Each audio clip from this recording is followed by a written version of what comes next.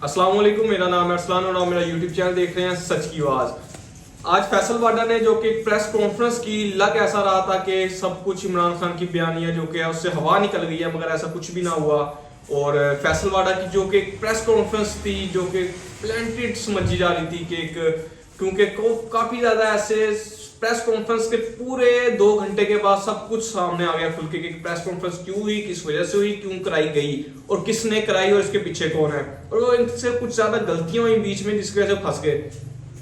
पहले मैं आपसे ये शेयर करूंगा प्रेस कॉन्फ्रेंस के बारे में क्या कहा और इसमें क्या बातें कही फैसल वाडा ने। सबसे पहले उन्होंने कहा मुझे पीडीएम से नफरत है, साजिश करने वालों को खबरदार करता हूं, इनके नाम बता सकता हूं, मैं चंद रोज में कुछ नाम सामने लेकर आऊंगा। अरशद शरीफ का फोन और लैपटॉप नहीं मिलेगा। स्टैब्लिशमेंट का अरशद शरीफ के साथ मुस्बत ताल्लुक था, यानी कि वो कह रहे हैं कि अरशद शरीफ के साथ उनका सही ताल्लुक थे, स्टैब्लिशमेंट के बिल्कुल सही ताल्लुक थे, कोई खराबी नहीं थी। उसके बाद अरशद शरीफ स्टैब्लिशमेंट के जो के राब्ते में थे।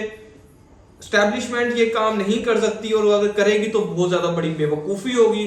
वो ही कर सकता है काम जिसको इसका फायदा होगा। उसके बाद उन्होंने इस बारे में कहा मेरा जो कि जो जिस लोगों ने इनको मारा है अरशद शरीफ को, वो मेरे पहुंच में है और मेरी पहुंच से दूर नहीं है। अरशद शरीफ को पाकिस्तान से कोई खतरा नहीं था। लॉन्ग मार्च में लाशें गिरेंगी। लॉन्ग मार्च के बारे में कह रही हैं कि इसमें अब लाशें गिरेंगी, मतलब कि इमरान के बयानियों को हिट कर रहे हैं कि अब लॉन्ग मार्च जो है ना उससे लाशें, जब लॉन्ग मार्च निकलेगा तो काफी ज्यादा उसमें बंदे मिलेंगे, खून रेजी होगी। तो लॉन्ग मार्च की आड़ में असल साजिश रचाई जा रही है, यानी कि लॉन्ग मार्च की आड़ में एक साजिश हो रही है जो कि की जा रही है। आने वाले दिनों में सारे पर्दे चाक कर दूंगा। इमरान खान को पता है कि साजिश के मकासद कुछ और हैं। स्टैब्लिशमेंट की वजह से अरशद शरीफ नहीं गए, यानी कि वो कह रहे हैं जो स्टैब्लिशमेंट है इसका कोई रोल नहीं था और जो कि अरशद शरीफ गए थे बाहर के मुल्क वो सिर्फ स्टैब्लिशमेंट की वजह से नहीं गए थे, स्टैब्लिशमेंट का कोई रोल नहीं था इसमें। उसके बाद उन्होंने कहा कि अरशद शरीफ को साजिशों ने डराया धमकाया और पाकिस्तान से बाहर छोड़ दिया, यानी कि बाहर भेजा। यानी वो कह रहे हैं कि अरशद शरीफ को जो कि साजिशी किरदार थे बीच में उन्होंने भेजा बाहर, यानी कि एस्टेब्लिशमेंट में नहीं भेजा। अरशद शरीफ मुल्क के इदारों के साथ राब्ते में थे, यानी कि राब्ता कर रहे थे, यानी कि वो साथ सही थे उनके साथ राब्ते। अरशद शरीफ को कोई आम इंसान दुबई नहीं भेज सकता, यानी कि वो कह रहे हैं कि अरशद शरीफ को दुबई जो कि कोई आम बंदा नहीं भेज सकता, किसी खास बंदे की वजह से गए हैं, यानी कि इसके बारे में आपको आगे बताऊंगा। पहले उनकी बात वही करें, कुछ लोग जाती मफादात के लिए अरशद शरीफ को मारना चाहते थे। अभी जो ओवरऑल इन्होंने प्रेस कॉन्फ्रेंस की गई है सिर्फ इमरान खान के खिलाफ थे, बयानियां को एक जो कि हवा निकालने के लिए थी, मगर इनकी अपनी ही प्रेस कॉन्फ्रेंस की हवा सिर्फ 2 घंटे में निकल गई। वो कैसे निकली वो मैं बताऊंगा।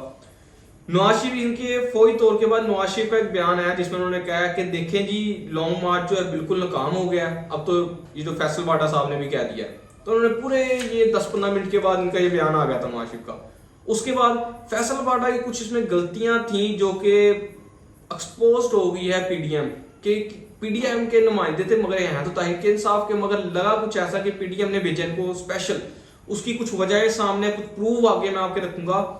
अगर आपको याद हो कि पीटीवी जो कि है वो सरकारी चैनल है, उसमें कभी भी जो कि जब से हुकूमत आई है उसमें पीटीआई का नहीं डाला गया।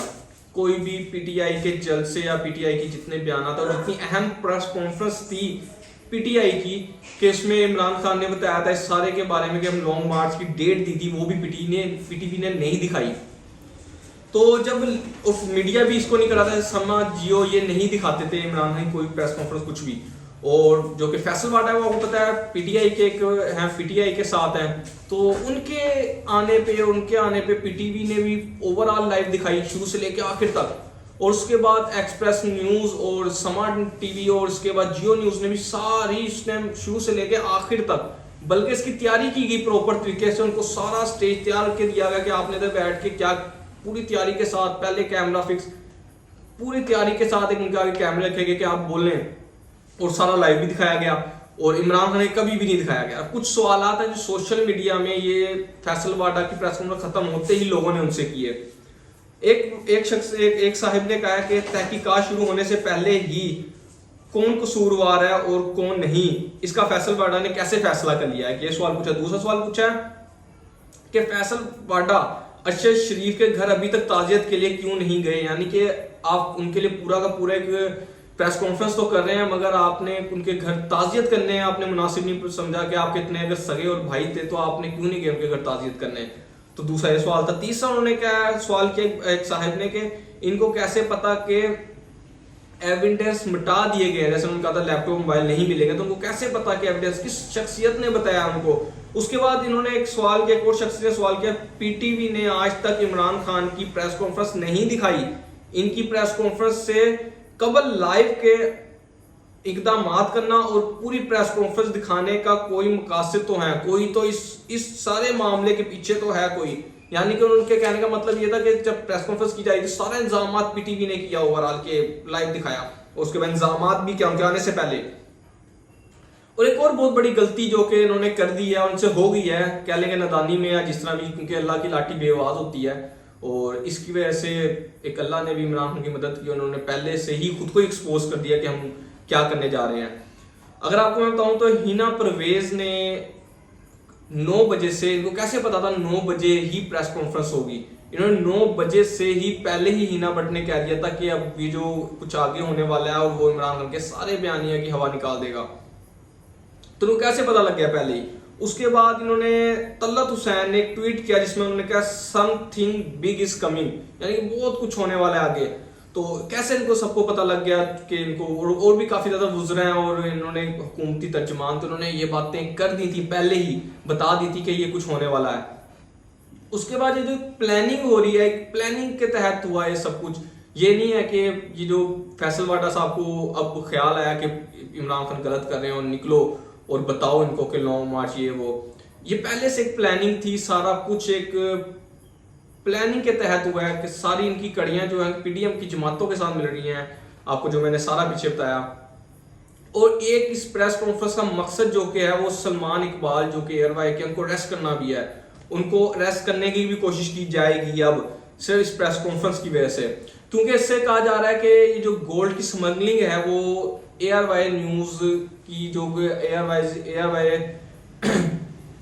एयरवाई जो कि गोल्ड के हैं, जो कि गोल्ड का काम करते हैं, ये उनका एक शोबा है जो कि एयरवाई गोल्ड के नाम से है, वो करते हैं इस चीज़ का, बाहर के मुल्क भी बेचते हैं। तो उन स्मगलिंग के तौर पे ये प्रेस कॉन्फ्रेंस की गई कि उन पे सारा जिम्मा डाल दिया जाए, क्योंकि राना सनाउल्लाह ने भी इसके बारे में बयान दिया था कि हम ये पता कराएंगे कौन स्मगलिंग कर रहा है गोल्ड की बाहर के मुल्क। तो ये सारी ये कड़ियाँ मिल रही हैं। अब ये सलमान इकबाल साहब को गिरफ्तार करने लगे, मैं पहले ही बता रहा हूँ आपको, पहले ही खबर दे रहा हूँ, सलमान इकबाल को गिरफ्तार करने वाले हैं ये। अब एयरवाई के लिए मुश्किलात खड़ी करने लगे हैं ये, उनकी आवाज दबाने के लिए। उसके बाद जो कि नवाज शरीफ का एक बयान आया है, बिल्कुल ताज़ा बयान आया है, उसमें उन्होंने कहा कि इमरान खान को गिरफ्तार करेंगे अब, यानी कि जब भी वो इस्लामाबाद में इंटर होंगे तो उनको गिरफ्तार कर लिया जाएगा। तो देखिए हम क्या होता है। आज के लिए इतना ही, आपको नेक्स्ट वीडियो में हमारे साथ रहिएगा और हमारे चैनल को सब्सक्राइब कर दीजिएगा, बेल आइकन को प्रेस कर दिएगा। और आज के लिए इतना ही, अल्लाह हाफिज़, अस्सलाम वालेकुम।